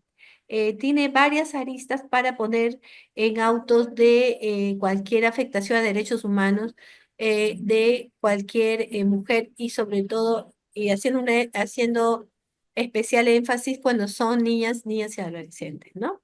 Así también como nuestro país es diverso, ¿no? Tenemos que tener en cuenta lineamientos para incorporar el enfoque intercultural en la prevención, atención y protección frente a la violencia sexual contra niñas, niños y adolescentes y mujeres indígenas y originarias. Entonces, contamos con lineamientos para ingresar el enfoque de interculturalidad cuando nosotros conozcamos hechos de violencia. Ello contribuirá al acceso de servicios públicos de prevención, atención y protección frente a la violencia sexual, que es una problemática que afecta mucho a nuestras comunidades del Alto Andina y de la parte selvática, pero una atención con pertinencia cultural y lingüística. Uno de los grandes problemas que el país pasa es que no tenemos intérpretes y muchas veces el no conocer la lengua originaria, la lengua materna, hace que no conozcamos realmente los hechos de violencia en agravio de una persona que pertenece a la zona de alta andina o selvática, no en nuestro país. Esto es una brecha muy grande, esta situación no nos permite avanzar y por consiguiente son las instituciones públicas las que deben buscar la estrategia de contar con intérpretes para poder, o sea, tener la posibilidad de tener conocimiento de hechos de violencia y también de poderles dar a las personas, ¿no? Una atención con la lengua de ellas, ¿no? Ya sea Wampis, ya sea Awanjún, ya sea Aymara, ya sea Quechua, cualquiera de las lenguas. Perú tiene 48 lenguas, como sabemos, ¿no? Y obviamente es necesario que nuestro país vaya teniendo cambios innovativos en ese sentido. Así también tenemos lineamientos que en nuestro país se debe conocer sobre la educación sexual integral, más conocida como la ESI. Y debe ser desde las primeras etapas, ¿no? De educación básica, donde se pueda crear espacios de participación de los estudiantes sobre el tema. Y se debe trabajar de acuerdo a las etapas que tienen las niñas y los niños sin distinción de género, ojo, ¿no? Se debe tener espacios para fortalecer capacidades, de los miembros de la comunidad educativa sobre estos aspectos. A medida que haya mayor información, la reducción de madres adolescentes o de niñas va a reducirse, ¿no? Siempre y cuando, obviamente, podamos contar con profesionales que puedan hacer llegar la información que se requiere para poder capacitar no solamente a las niñas, sino también a sus padres o responsables de las mismas, ¿no? También contamos con lineamientos para la convivencia escolar, la prevención y la atención de la violencia contra niñas, niños y adolescentes aprobados por decreto supremo del Ministerio de Educación, como ven acá, que están trabajando con una diversidad de enfoques transversales. Derechos humanos, tenemos enfoques que tienen que ver con lo intercultural, lo inclusivo, el ciclo de vida, el respeto al ciclo de vida, o sea, de las etapas de desarrollo de los niños y adolescentes, de igualdad, ¿no? De oportunidad, entre otros. ¿Qué más podemos? Bueno, esto ya lo hemos visto. ¿Qué más podemos ver en este tema? Pues que se hace necesario e urgente que sobre todo el Estado eh, se haga presente en la educación, en la salud, en el tema de la administración de justicia, obviamente dando prioridad a las poblaciones tan vulnerables con nuestra niñez y adolescente. Bien, cambiamos a otro punto, no saliéndonos de la misma, digamos, dinámica. Vamos a hablar un poquito de lo que entendemos por sexualidad y por identidad de género. En el tema de sexualidad, pues sabemos que la sexualidad es un conjunto de condiciones anatómicas y fisiológicas que caracterizan a cada sexo. La Comisión, a ver, nos dice la Comisión Nacional de los Derechos Humanos, reconoce los derechos sexuales y reproductivos como una respuesta a las necesidades humanas en torno a la sexualidad, ¿no? Es un derecho. Muchas personas quieren ser madres, quieren ser padres, otras no. Es un derecho de decisión de cada una de las personas, ¿no? ¿Y qué entendemos nosotros cuando hablamos de categorías sociales, en nuestro, digamos, acervo, porque tenemos un montón de categorías sociales, valgan verdades, o condiciones sociales, pero acá vamos a utilizarlo como categoría, la identidad de género. Pues la identidad de género la debemos entender como la vivencia interna e individual del género, tal como cada persona la experimenta profundamente, la cual podría corresponder o no con el sexo asignado al momento de su nacimiento, incluyendo la vivencia personal del cuerpo, que podría involucrar la modificación de la apariencia o la función corporal a través de técnicas médicas, quirúrgicas o de otra índole, siempre que las mismas sea libremente escogida. Y otras expresiones de género, incluyendo la vestimenta, el modo de hablar y las modales. Este es un concepto, digamos, general, no específico de cada identidad. ¿Qué quiero decir con esto? Que hay una diversidad de identidades.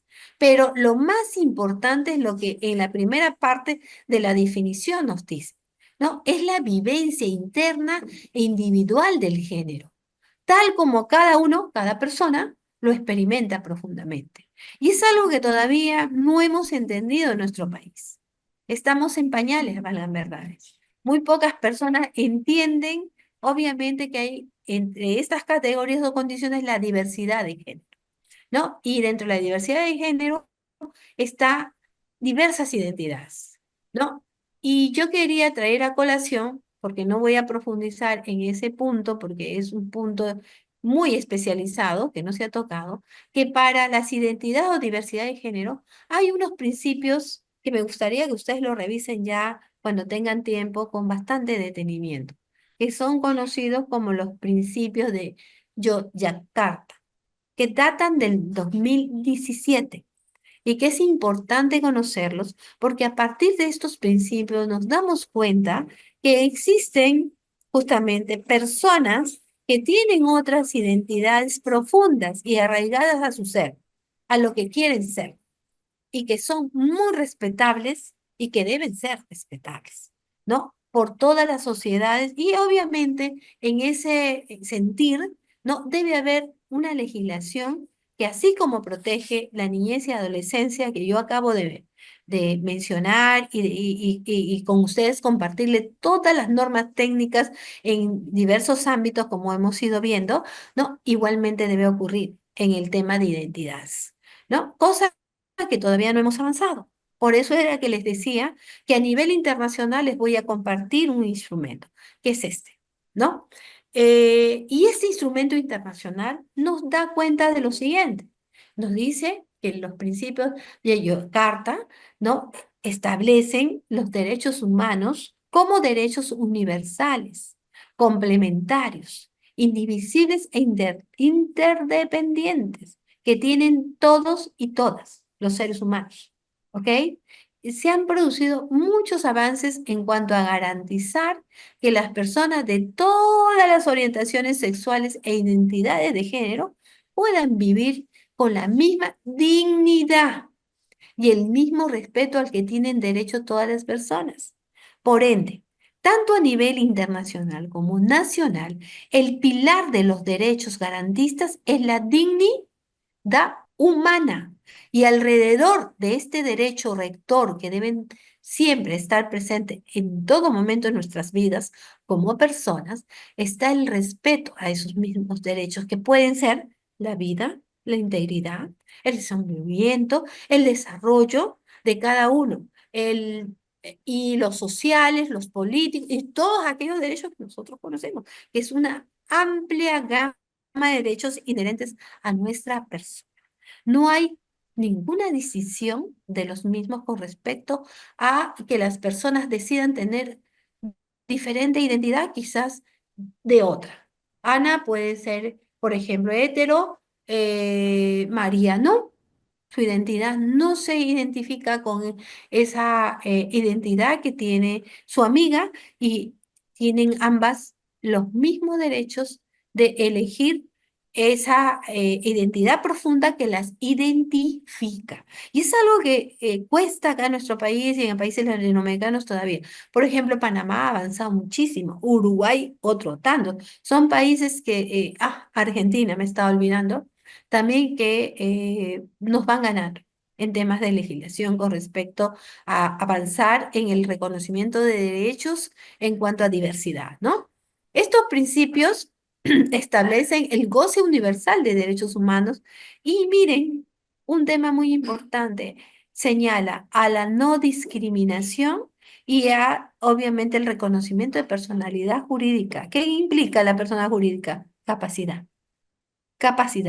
¿no? Y asimismo nos dice, todas las personas tienen derecho a la seguridad humana y personal, y esto tiene obviamente una razón de ser, porque por años, décadas históricas, es la población, por ejemplo, el LGTBI, ¿no? Y ahora es más, creo, si no me equivoco, ha sido discriminada, ha sido obviamente marginada y hasta maltratada en diversos ámbitos, ¿no? Lo cual ha generado desigualdad, el mirar en un contexto inclusive en muchas oportunidades femenino, porque como siempre se ha visto lo femenino como inferior, se le ha incluido sin distinción, sin respeto a la identidad que cada uno pueda tener como ello. Lo han encasillado, ¿no? Pero por el tema de la inferioridad como persona. Y ello es discriminatorio y afecta, obviamente, la seguridad, inclusive personal y humana reconocida internacionalmente. Así también se señala el derecho que en cualquier ámbito como la educación no debe existir discriminación alguna basada en la orientación sexual e identidad de género y, obviamente, en esos ámbitos no solamente en el ámbito educativo, sino en el ámbito laboral y en otros ámbitos que el ser humano, la persona, se puede desarrollar, se debe conducir con respeto a las identidades existentes a nivel mundial, porque son a nivel mundial, sino que algunos países como el nuestro todavía se resisten, ¿no? Así también, estos principios nos establecen la protección contra abusos médicos que tiene o está relacionado a que ninguna persona será obligada a someterse a tratamientos, procedimientos o exámenes médicos o psicológicos o psiquiátricos.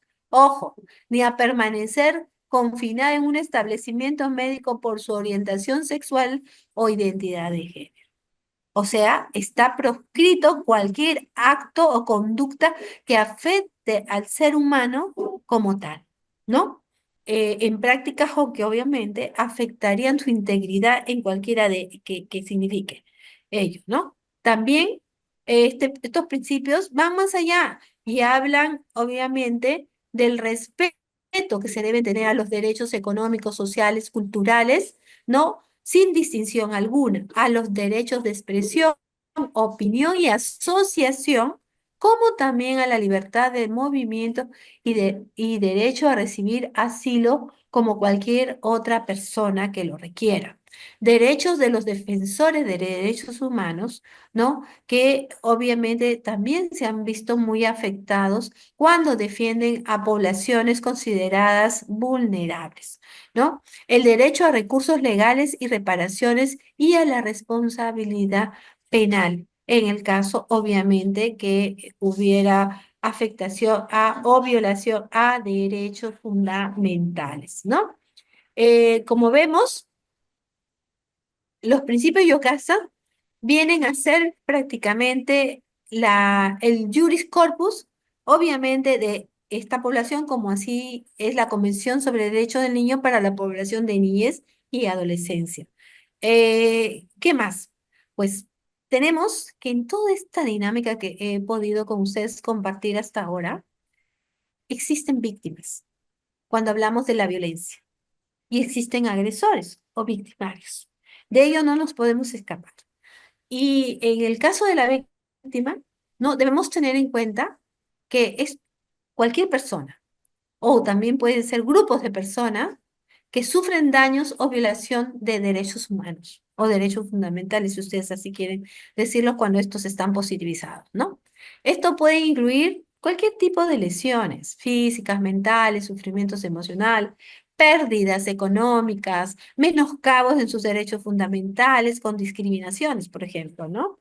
Situaciones que pueden generar víctimas que a larga data pueden conllevar a que estas pues se vuelvan inclusive improductivas, como lo comentaba hace poco, por los traumas y los daños que sufren, ¿no? Eh, Hay una afectación a veces grave que puede darse en diferentes contextos, desde la vida íntima, privada, en la sociedad, cuando existen conflictos armados, lo hemos vivido en los años 80 al 90, ¿no? ¿Cuántas violaciones se han cometido en esos años, en el tiempo que nosotros vivíamos terrorismo, ¿no? ¿Y quiénes o qué grupos más se han visto afectadas? Obviamente los grupos más vulnerables, ¿no? ¿Qué más tenemos? Tenemos que las víctimas tienen por común algunas características, no todas las que están acá, obvio, son las que nosotros vamos a compartir, pero las más comunes en el caso de las víctimas es que los agresores suelen aislarlas realmente, suelen quitarle las redes de apoyo de amigas, de familia, de profesionales que trabajan con ellos, ¿no? Eh, en otras palabras, vigilan todos los movimientos estableciendo reglas dentro del entorno familiar y fuera del entorno familiar. O sea, en otras palabras también, someten, ¿no? Encuentra justamente la forma de someter. Entonces, el aislamiento social lleva al sometimiento, ¿no? El otro punto que es preocupante es que debido a la formación machista que hemos tenido hombres y mujeres, es fácil. Algunas de ellas están más eh, vulnerables a ser normalizadas. ¿Por qué? Porque la abuela también sufrió violencia, porque la madre también, la tía también, la vecina. Entonces, consideran que los actos de violencia de sus esposos, convivientes o parejas son normales porque también la familia de ellas lo vivieron de esa manera, ¿no? Entonces, eso es peligroso y es más difícil de trabajar cuando encontramos una mujer que data, por ejemplo, de 15, 20 años de una situación así y no comprende que está en riesgo latente su vida, inclusive, ¿no? Y no estoy exagerando, porque es así. La violencia se identifica con los años, con el tiempo, si es que no se para, ¿no? Llega un momento inclusive que cuando nos hablan las víctimas nos cuentan de violencias inmotivadas, sin causa ni motivo, y que se han producido simplemente porque le echaste más sal de lo acostumbrado. Y por esa razón ha ocurrido una violencia inclusive gravísima, ¿no? Que las han puesto en una situación de peligro de muerte. Por eso se habla de la violencia excesiva cuando se comete, obviamente, poniendo en riesgo latente la vida de la mujer y estaríamos frente a un feminicidio en grado de tentativa, inclusive en algunos casos. Esta violencia no solo se queda en la víctima directa, tenemos víctimas indirectas que por antaño las personas no se han dado cuenta del trauma y de la violencia indirecta que han sufrido sus hijos, sus parientes, personas adultas mayores que han vivido en el entorno, personas que de repente han sufrido una discapacidad y no han podido tener la fuerza para poder defender a la víctima directa, digamos, ¿no? De los malos tratos. Realmente toda la familia se enferma. Por eso hablamos de la salud mental. Cuando hay una familia violenta, ¿no? Todo se afecta de una u otra manera, directa o indirectamente. Y bueno, como ustedes conocen, está lamentablemente los crímenes, que le llaman crímenes morales o también crímenes de odio, ¿no? Y que es obviamente el delito de feminicidio cuando las mujeres mueren a manos de parejas o de parejas, ¿no? De manera cruel, muy, muy, muy, con expresiones muy, ¿cómo les puedo decir?, excesivas de agresiones donde inclusive llegan a cercenar, mutilar los dedos, las manos, los pezones, donde inclusive cometen pedofilia, ¿no? Ya la mataron, la asfixiaron y la violan, muerta. O sea, mueren de unas maneras muy, muy fuertes, ¿no? Entonces, vemos, por eso le llaman el delito de odio, por la forma como mueren, y cuando uno comienza a indagar, a investigar, ¿a manos de quiénes murieron? ¿Quién es el primer, o el sospechoso cuando ustedes ven una noticia? Es la pareja, es la pareja, o la expareja, que ella salió, quiso salir de ese mundo, no más dijo, y la persiguió. Muchas veces, inclusive, tienen medidas de protección, han denunciado, y ni siquiera eso puede sostener o proteger debidamente a una víctima, ¿no? Porque la persiguen hasta acabar con la vida de la víctima. No les interesa tener hijos en común, dejando toda una desgracia, porque miren, no solamente muere la víctima, o sea, en este caso, sino que además algunos de ellos se suicidan, pocos, pero algunos se suicidan, y en esa dinámica quedan huérfanos los hijos, desprovistos de una situación obviamente caótica donde no tienen cómo proveer a los niños. Otros van a la cárcel y quedan en la misma situación. A veces la familia del padre o de la madre entran en conflictos, ¿no? De quién se queda con los niños, quién se hace cargo, porque obviamente ahí hay un tema económico que a veces no quieren hacerse cargo. Y al final tenemos, fíjense, una situación muy difícil porque generamos niños en orfandad, niños que quedan traumatizados debido a la violencia que han vivenciado, ¿no? Y el Estado tiene que hacerse cargo. Y el Estado tiene muchas limitaciones en cuanto al tema de desprotección familiar de niños, porque por más esfuerzo que hagan las tutoras de un albergue, no después obviamente como la madre, ¿no? Como la persona directa responsable de sus hijos, ¿no? O los padres en general, no lo es, no lo va a hacer tampoco, ¿no? Lamentablemente, suena fuerte lo que digo, pero es real, es así, ¿no? ¿Qué factores hacen que una víctima, y esto es importante saber, una víctima esté más expuesta? en principio ya lo sabemos por estudios científicos y por la misma dinámica de trabajar con víctimas, la baja autoestima, ¿no? El agresor elimina, casi extingue la autoestima de la víctima. Por eso que la víctima en un primer momento no pide ayuda, no se da cuenta del riesgo de la vida que tiene y tampoco no se da cuenta el daño que se le está ocasionando a los hijos. Ya está enganchada. Y como les digo, si ya se le generó el trastorno de dependencia, es bien difícil sacarla. Si es que no tiene tratamiento, si no tiene apoyo de la familia, de un psicólogo, de un psiquiatra, si es que ya tiene alteración mental, ¿no? Porque también produce la violencia perturbaciones psiquiátricas, ¿ah? Psicosis, por ejemplo, disforia, amnesia, bulimia, anorexia, eh, suicidio. ¿Por qué? Porque una de las enfermedades previas del suicidio es la depresión. Llegan a suicidarse. O sea, es una enfermedad, en otras palabras, ¿no?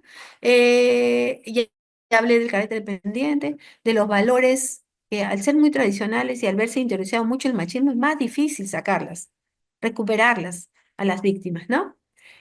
Otro problema muy grande que encontramos de ellas es que algunas ya han generado estrés postraumático.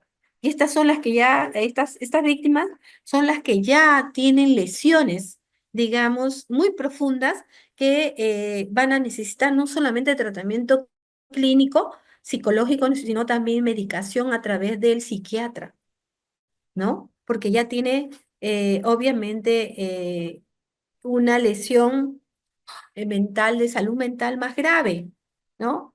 ¿Qué encontramos en la mayoría también, en muchas mujeres, el tema de la ansiedad, ¿no? De la hipervigilancia, la falta de sueño. Cuando a mí me dice una mujer que no duerme, que tiene insomnio, que vive hipervigilante, no, yo no la comisaría, pero parecía que estaba por entrar y mejor ya no hago la denuncia.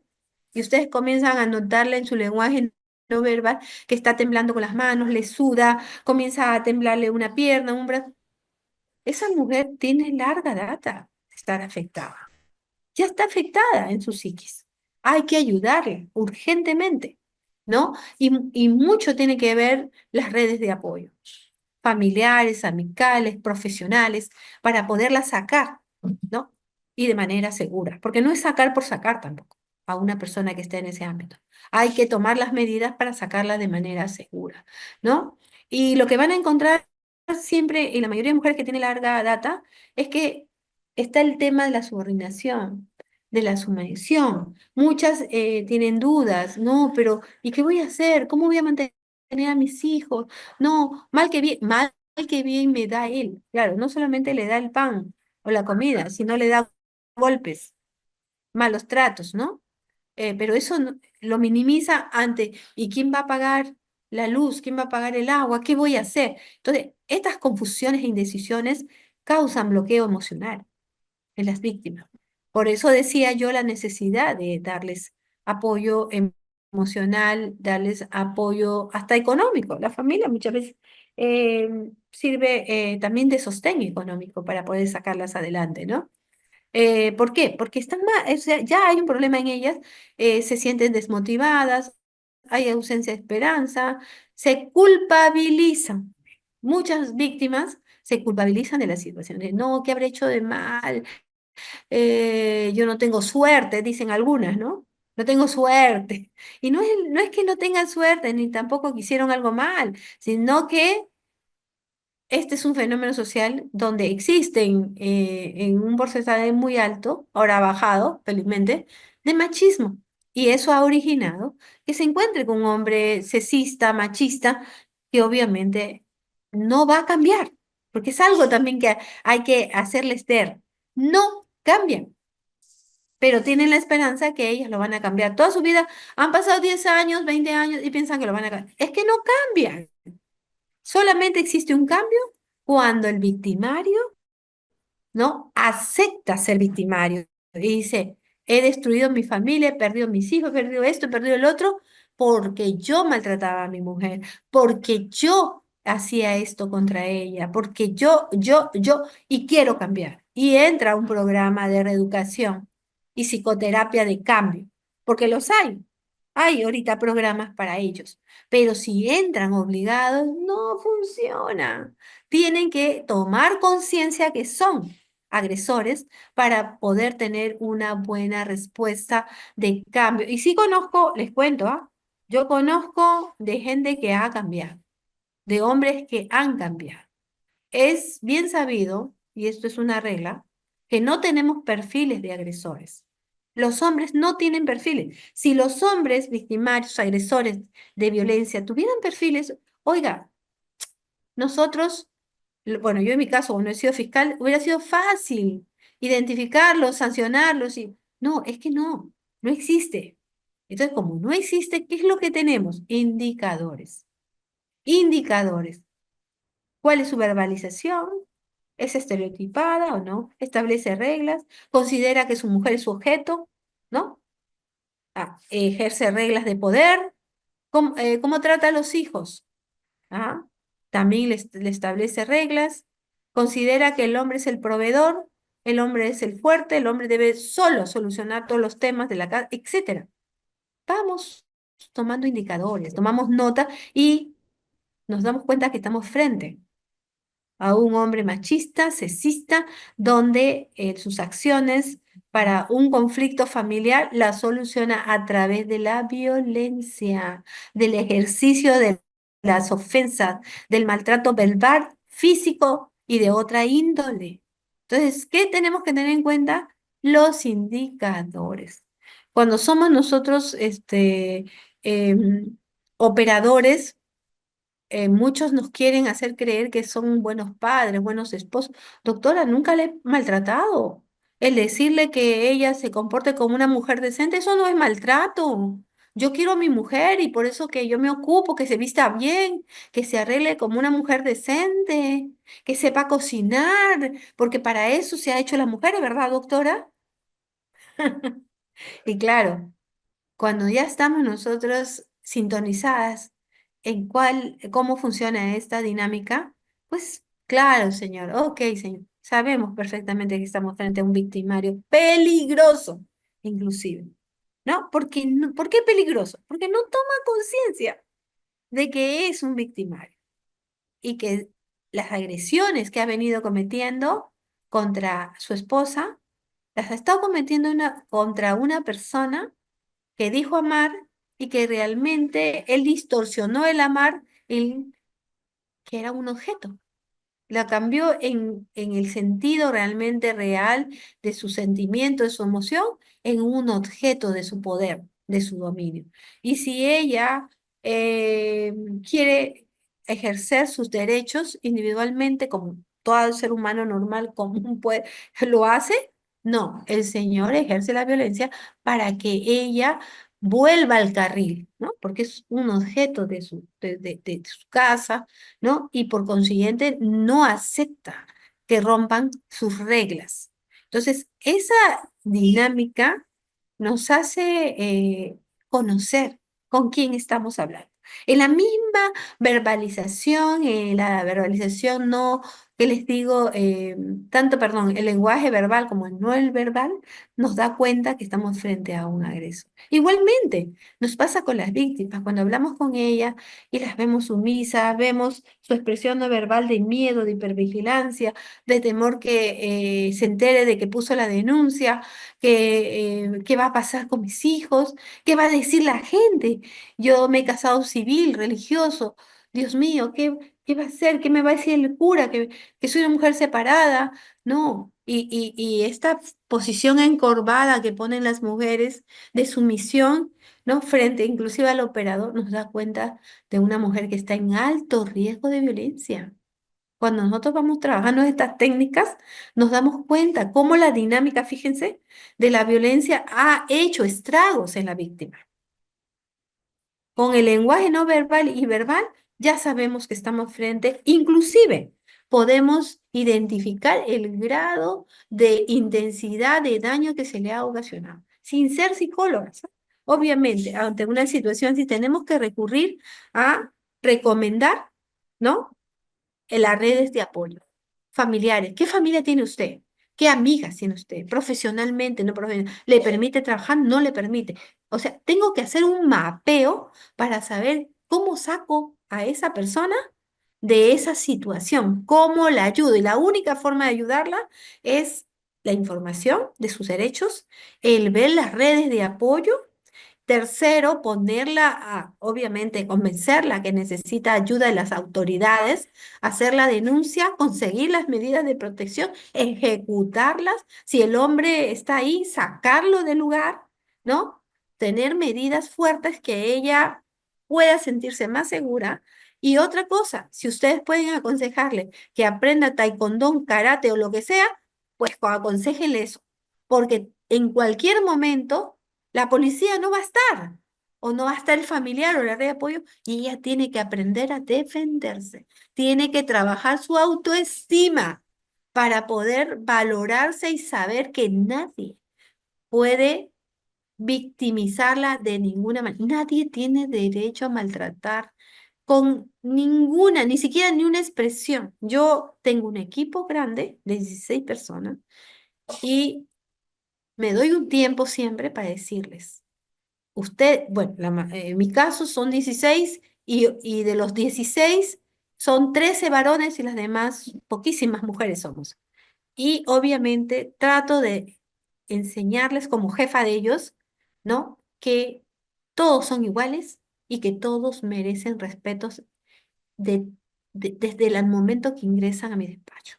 A veces les digo fuertemente, lo que hagan ustedes fuera de la gerencia, no puedo yo inmiscuirme, no sé qué harán, pero mientras que ustedes entran aquí, ustedes siguen las reglas de la gerencia, los parámetros que su jefa establece y todos trabajan en la misma medida y con las mismas fuerza, ¿no? Porque a nadie discrimino. Todos trabajamos con la misma potencia, el mismo cariño a nuestra unidad. Aquí no hay diferencias de ninguna naturaleza. Tengo gente con otra identidad y a mí no me vienen con juegos ni que eso es una falta de respeto. Todos se respetan por igual. Y yo convoco a los mejores. Aquí no estoy convocando por el color de la piel, no estoy convocando por la posición económica, no estoy convocando por la identidad que tenga, estoy convocando por la especialización y el gran profesional que son. Lo demás, ya saben ustedes, no puedo meterme en su vida personal. Si pudiera me metería, pero no, pues no puedo, ¿no? Ustedes me entenderán, no puedo. Pero por lo menos dentro de mi oficina doy un granito de arena para que ellos entiendan, ¿no? Que obviamente todos y todos somos iguales y tenemos el derecho, ¿no? Que se nos respeten en igualdad. Obviamente las posiciones, condiciones, concepciones que cada uno de nosotros tenemos. Muy bien. Dicho esto, y me acaban de pasar que nuestra clase es hasta esta hora, lo único que me queda es darle las gracias por la atención, ¿no?